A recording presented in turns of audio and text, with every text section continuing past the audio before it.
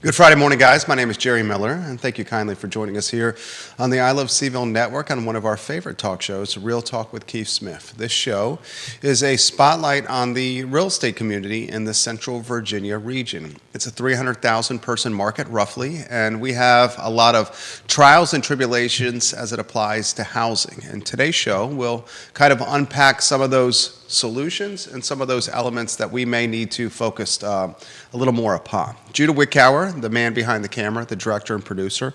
I try to highlight this gentleman at the start of every program because we cannot do this without Judah Wickower. Today's show will not feature Keith Smith. He is at the RIS Media convention in our nation's capital, and he is moving and shaking with some of the leaders in real estate nationally to discuss some of the macro trends, headwinds and tailwinds that are facing the industry. But he has welcomed Dave Norris to the program. I think he is a household name in this community. And Dave Norris has welcomed Kathryn Kieffer to the program. Judah Wickower, studio camera, and then a three-shot with Dave and Kathryn. Dave, it's great to see you today. It's good to be back, Jerry. I'm honored to have been asked by Keith to fill in for him. But he has huge shoes to fill, and I don't know that I can do it justice. I don't have the accent. I don't have the fashion sensibility. I don't have the humor that Keith does, but I will do my best. So. And I'm thrilled to be joined by Kathryn Kieffer, as you mentioned, who's Development Director at Albemarle Housing Improvement Program, or AHIP, and we're going to learn a little bit more about AHIP today. Hopefully give an update on the CAR Foundation, which is my newest job since earlier this year. And as you say, talk about housing. We're going to talk about some of the trends and challenges, specifically with senior housing, because Kathryn's involved with an initiative there that we'll learn more about. And let's take it away. So. We got Kevin Yancey watching the program, TV station down the road watching the show, the local newspaper watching us today on the program. Kathryn, we will start with the easiest question of them all. Introduce yourself to the viewing public. Sure. Thank you so much. Thank you so much for having me this morning. So I'm Kathryn Kieffer. As stated, I'm with Albemarle Housing Improvement Program, or AHIP. We're a local housing repair nonprofit. So we provide homeowners who are income eligible home repair services to maintain their homes and preserve their homes for the city of Charlottesville and Albemarle County. Fantastic group. Yeah, absolutely. Tell us a little bit more about yourself. How long have you been in town? Sure. I'm a UVA grad. I got here in 1997, class of 01, nice. And have been here for the majority of that time. Boomeranged around a bit, but couldn't resist coming back to Charlottesville. So love it and don't plan to leave ever again. The hook. The hook. Gets the hook into you. People do occasionally try to leave Charlottesville. They do. They We don't always come back. It doesn't last long. I think 13 months was my maximum. What is it you love about the area? There's so many things. I think the small town feel, the Four Seasons. We're having a beautiful fall right now, so this is certainly a reminder that September in Charlottesville is one of the best times ever. And of course, the Who's. Yeah, so Jerry, a lot of when you and Keith are on the show, a lot of the conversation is, how do we help people access homes in this market, which can be challenging, and what are the trends in real estate, and how to help people access all kinds of housing, whether it's high-end housing or first-time home buyers or whatnot. And so with AHIP is a little bit of a different tack, which is how do we keep people in their homes? How do we prevent people from losing their homes, which is just as important a piece of the puzzle. And as Joaquin Wen, who's a local notable and chair of the board, or Vice President of the board of AHIP, likes to say is it's not enough to get people in homes. We have to stop people from losing their homes, and it's all part of a strategy, a holistic strategy of housing stability for our region. And our nonprofit, the Charlottesville Area Association of Realtors Foundation, is we've got quite a number of board members who are very excited to partner with AHIP, support AHIP, and so I'm thrilled to give Kathryn a chance to tell us a little bit more about what AHIP does. Tell us a little bit about your programs and how you make an impact in our community. Yeah, I'm excited to. Well, first of all, AHIP's been active in this region since 1976. We're going to come up on our 50th year of being active. We were started as a volunteer organization at the university, so kind of come by it honestly. And then in 1995, we took over this CHIP program, which was the city of Charlottesville. So for the last 30 years, we've been operating in Albemarle County and the city of Charlottesville, repairing homeowners. I think Dave spoke to something very important, which is there are many people in the city and the county who have generational homes homes that they've inherited. We're looking at third and fourth generations occupying owner-occupied housing, and being able to maintain those homes and stay in those homes is a really big piece of that housing puzzle that we're trying to solve. So preservation is really what I would say AHIP is about at the very core, and also making things more livable, making them safer. There are a lot of challenges facing a home. Everybody recognizes, when your HVAC goes out and we're having a Charlottesville July, that's a big deal. That's a big deal. Same thing about, crossing a threshold that used to be fine, but as you age is more challenging to navigate. So it becomes a health and safety issue. And so that's one of our, keystone priorities that we like to work with. So questions are coming in already for Kathryn. Oh, wow. This one right here is, can she highlight the income requirements or thresholds to get help from AHIP, please? That's a great question. That is a great question. So we serve income eligible homeowners, and homeowners is a something to call out. It's not available for rentals. However, we serve anyone who's under 80% of AMI, which is area median income, which currently sits at around $123,000. And it depends on the number of members of your household. So I can't quite say exactly what you have to make depending on your dependents or how many people occupy. It's standard, but it's at 80% of AMI is eligibility. So the HUD family household income in the 2023 calendar year was $124,200, which is a pretty astronomical number. The second most expensive metropolitan area in the Commonwealth, the one we're in right now. Have you seen more requests for help as the cost of living has become more difficult to manage? Absolutely. And I would say we've always seen a demand. A lot of our homeowners are at significantly less than that 80%. Average income of households that we served in last fiscal year was hovering around $32,000. Wow. So if you consider that an HVAC replacement is $8,000, that's a quarter of your annual income and almost insurmountable. So there has always been a demand, but yes, Jerry, of course, as finances get tighter, it's infinitely more challenging. You have to make a decision whether you want to purchase food, whether you want to pay your utility bills, or whether you want to make sure that the ramps that's getting you in and out of your home is sturdy. You have to make decisions. And so certainly we've seen an increase in demand. Our wait list still has clients on it. And of course, we try to prioritize those health and safety issues first, and so making those a priority.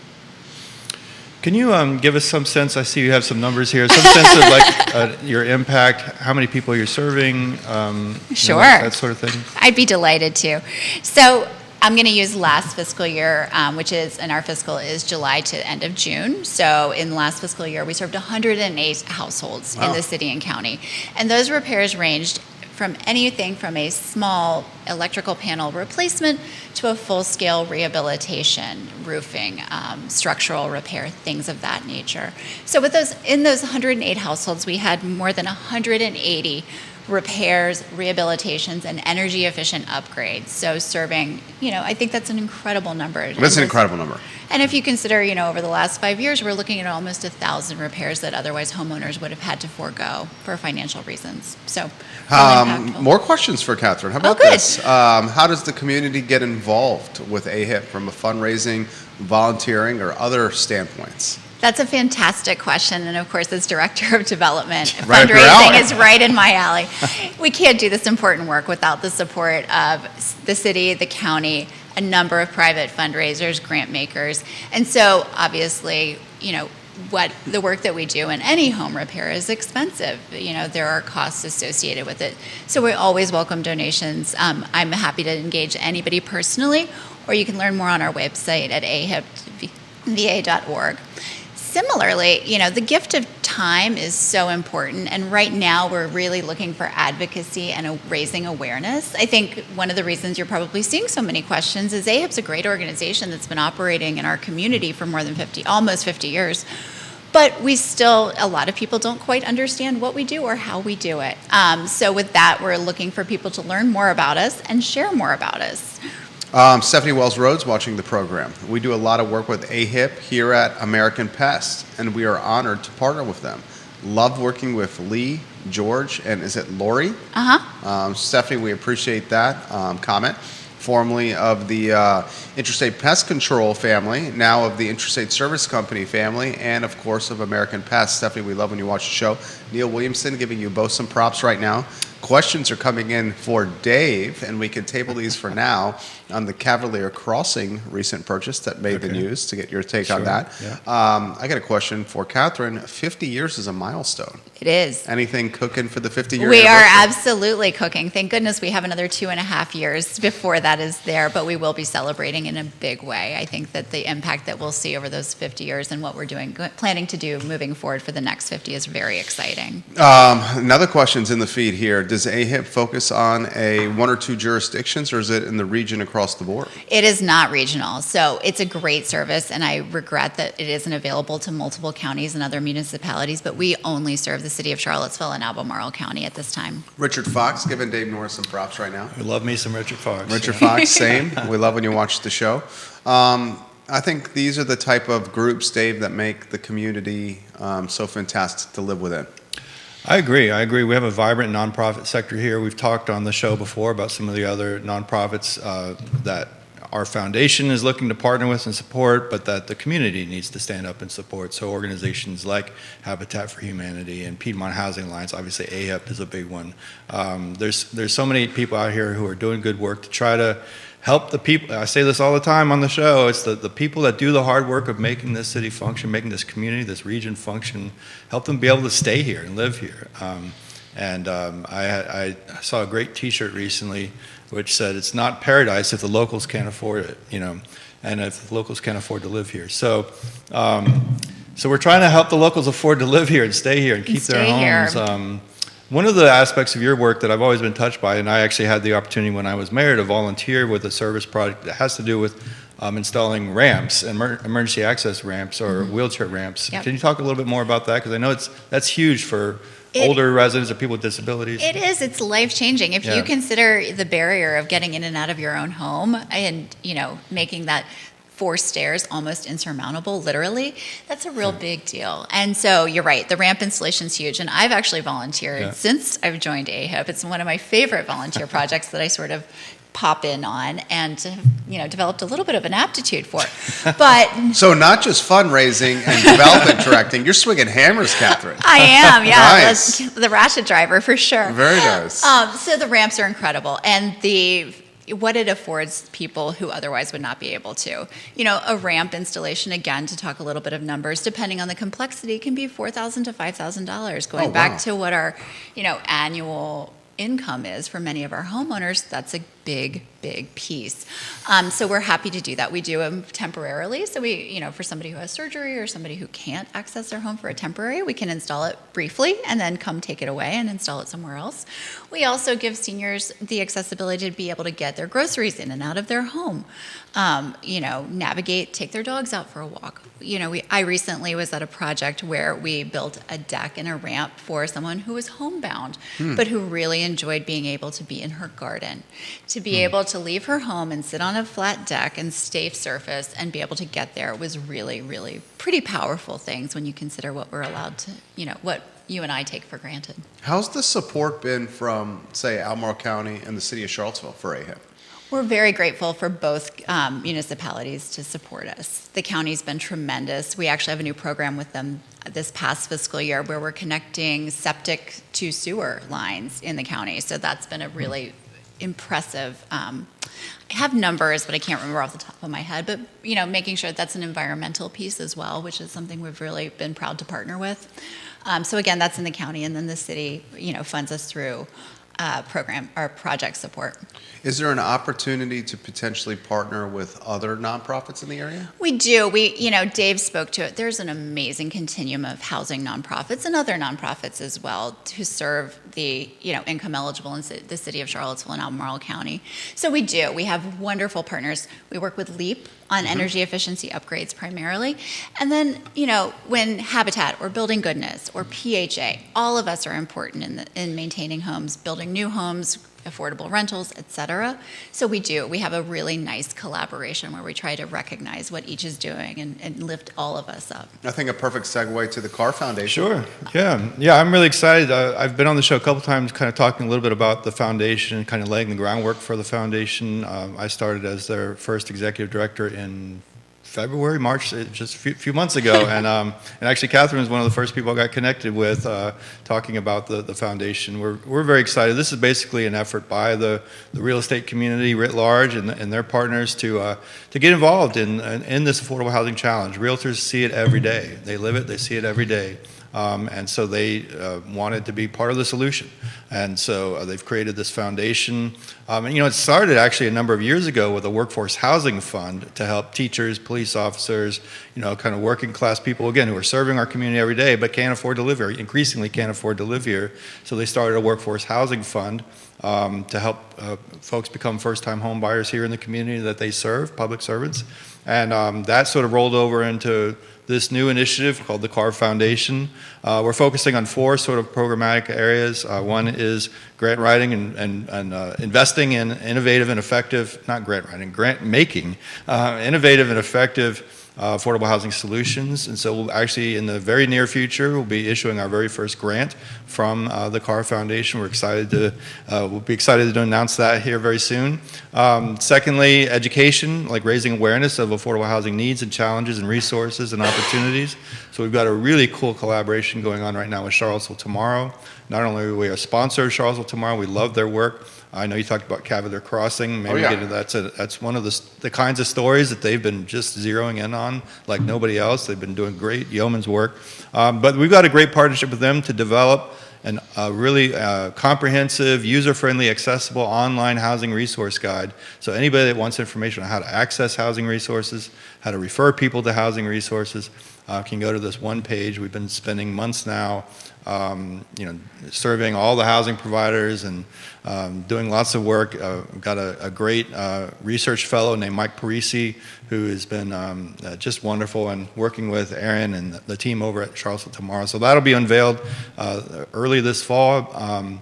We also work on volunteerism, so engaging the volunteer talents of the realtor community and its partners to get involved in affordable housing issues. So our first initiative there will be basically recruiting volunteers from the Carr membership to serve as mentors, as advocates for first-time home buyers, to provide that support, tremendous. Encouragement. Yeah, I'm really excited about that. That we'll be partnering initially with Habitat for Humanity on that. So we'll have more information we'll be rolling out about that soon. And last but certainly not least, so it's funding, education, volunteerism, and then advocacy. Because we know the realtor community, and again, its partners, whether they're home builders, lenders, you name it, have a powerful voice. And if they get behind certain initiatives, public policy initiatives, working alongside the Neil Williamsons of the world and others that are really, and that are really focusing on public policy and how it impacts affordable housing. Neil is consistently asking the hard questions about, are we actually living up to our commitments? He had a great piece just recently about Albemarle County and how they should pivot commercial to residential. Allow residential units cut the red tape. Just get government out of the way. And that's not the entire solution, but it can be a big part of the solution. And that to me is low-hanging fruit. And so I always give Neil props because he's always asking the right questions, the hard questions. So we're kind of coming alongside folks like Neil or Livable Charlottesville or Charlottesville Low Income Housing Coalition, others that are advocating for good public policy. We have our first advocacy campaign we'll be launching here very, very shortly. So we're trying to do a lot to move the needle on affordable housing. And again, we can't do any work that we do without the leadership and collaboration with organizations like AHIP. So we're and excited. Carr's members and the Carr Foundation are all amazing supporters of AHIP. I mean, we are so grateful to have such an active realtor community in Charlottesville, and so they're tremendous support for us. Comments are coming in. Of course, the Cavalier Crossing storyline is something we want your take on. First, this one's an interesting comment from Marlene Jones, who's watching the program.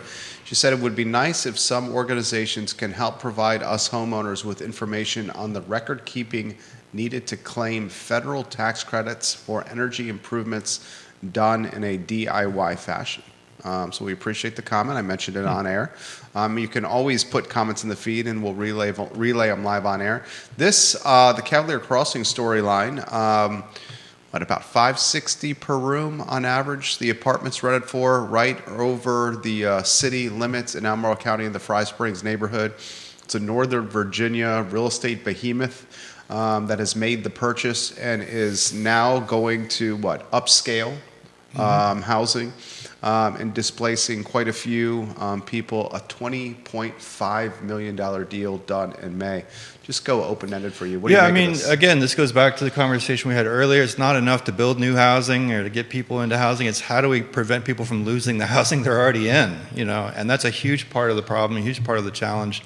It's not just Cavalier Crossing. We're seeing it across the board where largely out-of-town big corporate interests are buying up what used to be kind of workforce rental housing and gradually transitioning them to a different kind of product, Cavalier Crossing is pretty glaring because it's a large number. 520. Yeah, it's a huge property. So obviously everybody's very concerned with the same kind of conversation we had with the trailer park that was about to get lost on the east side of town.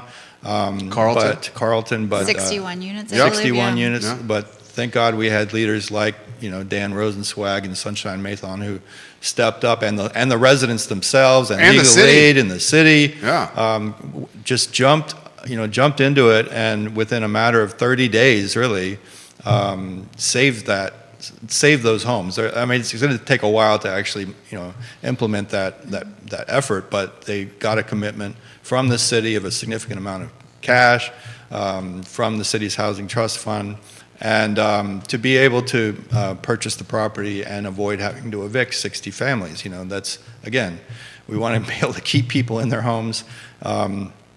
And it's not easy. It's not always easy work. There's no easy solution to something like Cavalier Crossing.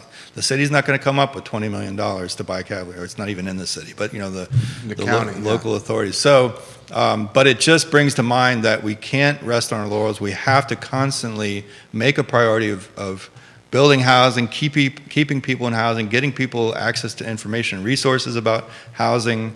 It's a comprehensive strastrategy. I have no answer to Cavalier. I mean, I don't know if you have the. You have a take here. No. Do you have something to say on this? No, I'm happy to just absorb. But I do. I think it's important to maintain all the housing stock that we have and make sure that it's a diverse housing stock, whether it's rentals, whether it's affordable home owner occupied, all of those things. So I do have a sort of a take on it, sure. Which is Clay County. What's the county in North Carolina? That's Cary County. Okay. The current county manager of Cary County is David Ellis. He used to be assistant city manager here in Charlottesville. Okay. And we went down a couple years ago, folks from the Housing Authority here and others, to learn some of the initiatives they have in Cary County for making housing affordable or keeping housing affordable. One of the most exciting ones was the strike fund they set up, which I think is a brilliant idea. It's a very simple idea, which is have a very flexible, very nimble pot of money so that when properties come up that are in danger of being lost from the affordable housing inventory, or properties that could be developed as affordable housing that are currently vacant, they have the ability through this strike fund to just jump on that and to buy it and hold it, and then they work with their local nonprofit housing providers to either develop it as affordable housing or mixed income housing, or to save it as affordable housing. That's a powerful tool that I wish we had here. I'm not saying that necessarily could help with Cavalier Crossing, but it certainly could be part of the puzzle. But ultimately it comes down to having the dollars. And so I've said this for 20 years now, that none of this happens without funding. None of this happens without money. And whether that's local funding, state funding, philanthropic funding, federal funding. Sunshine Mathon recently spoke at an event that Neil Williamson organized where he said, in today's housing market, nothing's going to happen without subsidy, right, to make it affordable. If you really want, and oftentimes it's multiple layers of subsidy. Right. So I love what Cary County has done. We've actually invited David Ellis to come to speak. I'm thanks to Keith Smith, I'm now part of the Regional Housing Partnership through the Planning District Commission, and we are having our annual housing summit in March. And we've invited David Ellis, and he's agreed to come. I'm really excited to learn more about the Strike Fund, but also other initiatives they're undertaking to try and solve this problem. It's a huge problem. Huge problem. The comments continue to come in on this one. This is an interesting one. The city and the county could have potentially purchased Cavalier Crossing and saved 500 beds at a $20 million clip. Instead, they're trying to make a 90-bed, $25 million project work at Premier Circle.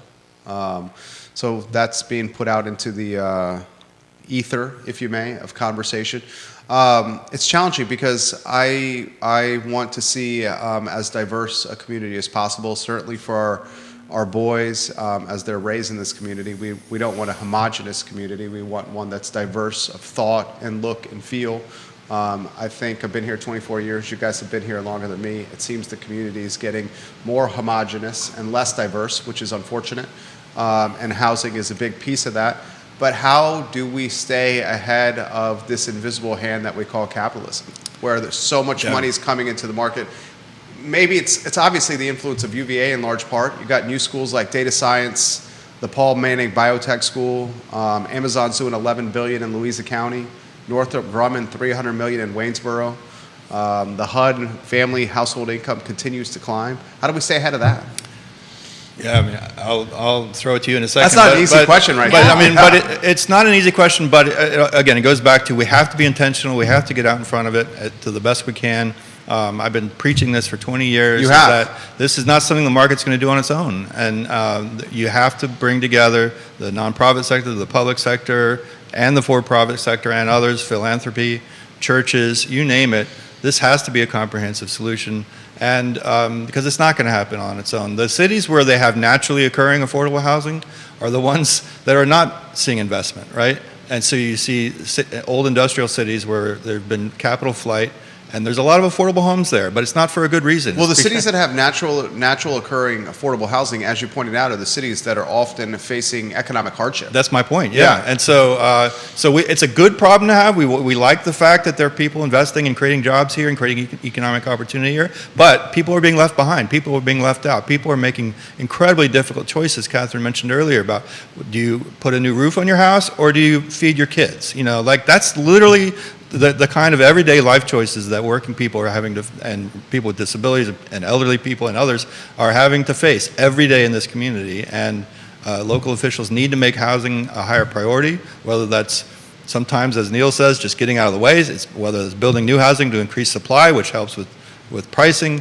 whether that's investing in organizations like AHIP. Like it's a holistic strategy that's needed to get ahead of this problem, which actually might be a good segue when we're talking about people who are really facing serious challenges, is the work that Kathryn's doing with the Charlottesville Area Alliance. Do you want to talk a little bit more about? Sure. I know you're kind of new to that effort. I am relatively new to that effort. No, I'd be happy to mention it. So the Charlottesville Area Alliance focuses on seniors, and one of their priorities is senior housing in our region, making sure that it's livable, making sure that it's walkable, accessible, making sure that all of those pieces exist, and also allowing people to age in place. Just, to circle back to what a neighborhood is, what a community is. You want to make sure it's a lot more than just a house. It's also the sidewalk. It's also the person who can watch your kid for 10 minutes while you need to run to the store. That preservation and maintaining, a neighbor who's older and who may be at home and is able to, become a child care provider. Those sorts of pieces are a lot more than a house is. So again, the Alliance is really recognizing the importance of aging in place and making aging in place a safety priority. So I'm really proud to be participating in that. And a lot more to come. We've got some initiatives that I think are great, exploring affordable senior housing, including accessory dwelling units, things like that. A lot more to come in that space. You said you've been in the community since 1997? I got here in 1997. So 27 years Oh my for gosh. you? Because August just happened. You came as a first year, right? I did. Okay, so I got here in 2000 as a first year at UVA. What have you seen in 27 years with this community that you want to champion, or that you may be concerned about? That's I was actually talking to someone yesterday, and I realized that the entirety of my 27 years here, I have been a city resident. I have never stepped into Albemarle County. And so I was thinking, To live, yeah. No, I've never, I thought about it, and I recognized, what my rent was 25 years ago and, thinking what it costs to own a home now. And I will be honest, if I had the ability to go back, I would have invested heavily in real you would have bought like estate. 5 houses. Exactly. Absolutely, right. No, I think it's a tremendous community, and I love the fact that I can walk and wave to neighbors and see, and, I think it's important to me as a member of this community that I walk past and I see, a direct primary care physician who I can chat with, and and then I see a chicken in the next yard. And so for me, it's really about that diversity and neighborhood feel that I love about the city. I would also say it is changed and it is growing, and there's a lot. It takes a lot longer to get anywhere I want it to be, and keeping sort of. I go to a small local grocery store. I love going to a small local grocery store. I want that to stay. I don't want that to be, at risk. And so those sorts of pieces give me a bit of pause, but I still would never, dream of being anywhere else. What do you think, this is a question for both of you guys here, what do you think like the next 10 or 15 years are going to look like for this community? I have this conversation a lot with my wife, have this conversation a lot with, friends around the fire pit. Clearly UVA is having a big time influence on what's happening around this part. Maybe for you, Dave. Yeah, and and to their credit, they're trying to be part of the solution. They're certainly part of the problem, but they're certainly trying to be part of the solution. They're putting up land to be able to build at least 1,000 new affordable rental units in the community, which again it's welcome, and we're grateful for that contribution. And so those projects are now moving forward. But yeah, it's an economic engine that brings a lot of blessing to the community, and also makes life challenging for the people who aren't making 6 figures. And so we have to always be mindful. I'm a broken record at this point, but we just have to always be mindful of that. And but also in terms of the next 10 or 15 years, I think some of it's just trying to figure out how creative we can be, and how how hard and how dedicated we can be to utilizing some of the new tools that are coming up. So for instance, the city just went through the big rezoning effort. Again, if we do nothing, that's not necessarily on its own going to provide more affordable housing, or at least dedicated affordable housing.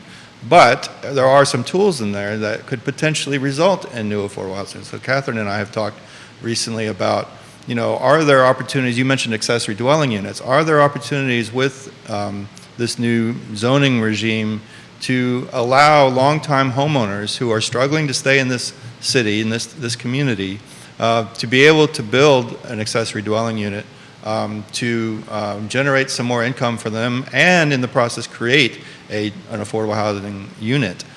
It's not easy, those kinds of opportunities. There's a lot of challenges sometimes, especially if you're talking about a detached structure on your own property. But I think there are some creative ways to go about utilizing some of those tools to make an impact. So part of our foundation, we see part of our focus is going to be educating homeowners, property owners, real estate people, others about some of these new tools, and how do we make sure they are being utilized for good. And so and I talked to a former mayor recently who said, wouldn't it be great if, in the process of helping a longtime homeowner be able to build an accessory unit, we also help them fix up their own house, and how do we come up with the financing to make that happen? And so are there ways to help curb gentrification and curb displacement through some of those new tools? So I'm excited about that. We do have projects that are coming online, like you mentioned, the Premier Circle. That's going to be huge. You want to offer a little details on that? Yeah, so 12 years ago we built the crossings at 4th and Preston, which has been incredibly successful at getting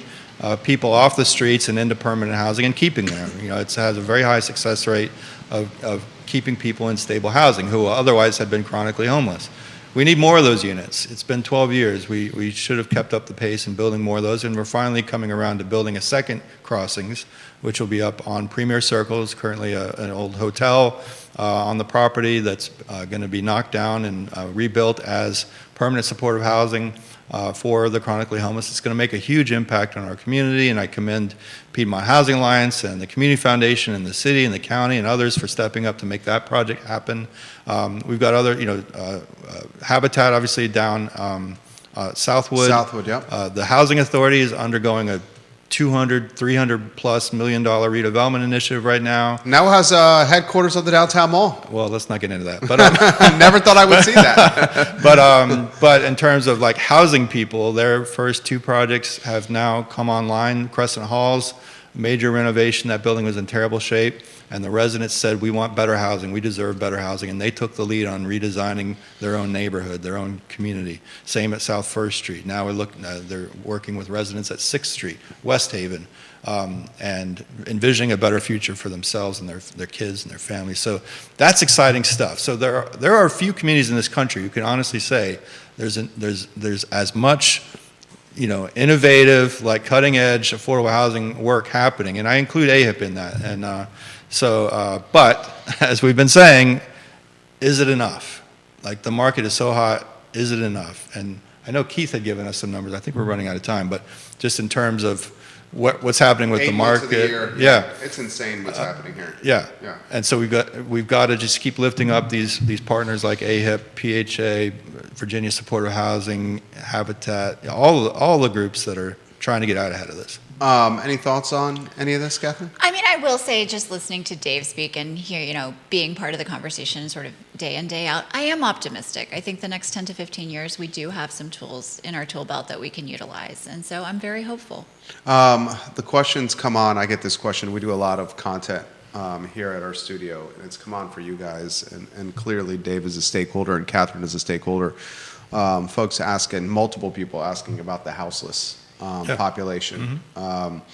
Why don't I just open-ended on this topic for either of you guys? We're seeing the houseless population and this storyline become a greater aspect of the conversation locally. Anywhere you guys want to go with this? I mean, I'll just take my AHIP perspective for a moment. I mean, keeping people in their homes is really important. If somebody can't afford to repair their home and it falls into such disrepair that they can no longer live there or occupy that home, that contributes. So making sure that people are safe, can live in their houses as long as they possibly can is really important. And I do think that contributes. If you see a house that's falling into disrepair and somebody offers you cash for it, and you think that that's a great amount of money, and then you realize that money won't purchase a new home or even go to rent, that's one of those things. So I think preserving and keeping people in is important. That's my filter, of course. Dave? Yeah, I totally agree. I mean, you have to look at it from a prevention standpoint. Like, how do we keep people from becoming homeless in the first place, whether that's by losing their homes, that way, or just getting evicted from rental housing, or just falling through the cracks of the mental health system, substance abuse, et cetera. There's a lot of reasons, and it's not enough to talk about sort of like once they're on the streets, but how do we stop them from, falling through the cracks in the first place? But yeah, and a big part of that is just having that a robust enough base of deeply affordable housing so that people have a better option and can afford something else rather than having to sleep outside. But it's also just supporting those nonprofits like Fincham and Salvation Army and Virginia Supportive Housing and others that are trying to be part of the solution, trying to build new housing, trying to make sure enough resources are available for people to get off the streets. The city's trying to step up its efforts. It needs a comprehensive strategy. I don't think we're doing enough. It's heartbreaking to me. I was really proud when we started Fincham in 2004. We got to the point after a fairly short time period where we had 100% of the people off the streets of Charlottesville. Like, we couldn't find anybody outdoors, which was remarkable. Not to say there might have been somebody hiding. But we could honestly say everybody who needed a pillow for their head had a place to sleep indoors. And now we see the downtown mall, encampments, and it's heartbreaking to me to know that people don't have those alternatives now. And so we've got to step up.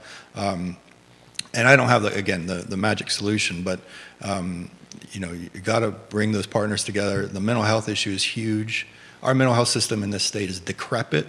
It's wretched. It destroys families. I'm one of them, and mine is one of them. And so many people are being ill-served by our I'm taking off my car foundation hat for a second, but Sure. so many people are ill-served by our mental health system in this state, and we don't have the resources for people struggling with addiction that we need to have. There are organizations that are, again, doing yeoman's work, but we need more state support, we need more community support. It's really tough to see. And I hope we can get our arms around it. It's a small enough problem that we can get our arms around it if we really make it a priority. So. Yeah, well said. Very well said. 45 minutes, guys, flies when we're having a good conversation. Kathryn, close with a message for the viewers and listeners on anything AHIP related. Sure. I just wanted to thank you both for letting me speak about AHIP and, sharing the word about what we do. We do have a lunch and learn coming up. So if anybody was listening to this and wants to learn more, next Thursday, the 12th at 1 p.m. Northside Library, I will be there sharing, slide decks and sandwiches from the Markets by Tiger Fuel, a good Nice. partner of us. So again, if you have any questions, please reach out to me. I'm happy to answer anything. And I really do appreciate raising the awareness about our nonprofit and home repair in this area. Thank you. Absolutely. Same one for you, Dave. Yeah, well, thank you for coming on and sharing more about AHIP and the great work that you all do. And the Carr Foundation, we're about to unveil our first website. So be on the lookout here in the next few weeks. CarrFoundation.org. I'm very excited. CAARFoundation.org. And we just filmed a promotional video so people can learn more about the Carr Foundation. That'll be on the website. And we'll be out and about just talking about the work we do so that we, in turn, can, again, leverage the resources of the realtor community and its partners to support great work that's happening with AHIP and all of the other partners, and just to help make an impact on affordable housing. It's a huge challenge, and we need to come together to solve it. Dave Norris, guys, he set up this interview with Kathryn of AHIP. I appreciate you both. Thank you. Thank you kindly for joining us on the show. Thank you, Dave. Absolutely. Thank you, Jerry. Thank you, Judah. Yeah, Judah. Thanks. Absolutely. For those that are asking, and I see a number of real estate agents watching the show, we appreciate you watching. For those that are asking, counselors and supervisors watching here as well. The show is archived on realtalkwithkeithsmith.com, wherever you get your podcasting content, and of course on ilovecville.com. We'll continue some of this discussion on our 12:30 show, the I Love CVille show. We appreciate Kathryn's time and Dave's time, and thank you kindly for watching Real Talk with Keith Smith. So long, everybody. It was awesome. All right. Thank you. You're welcome. You did a great job. Okay.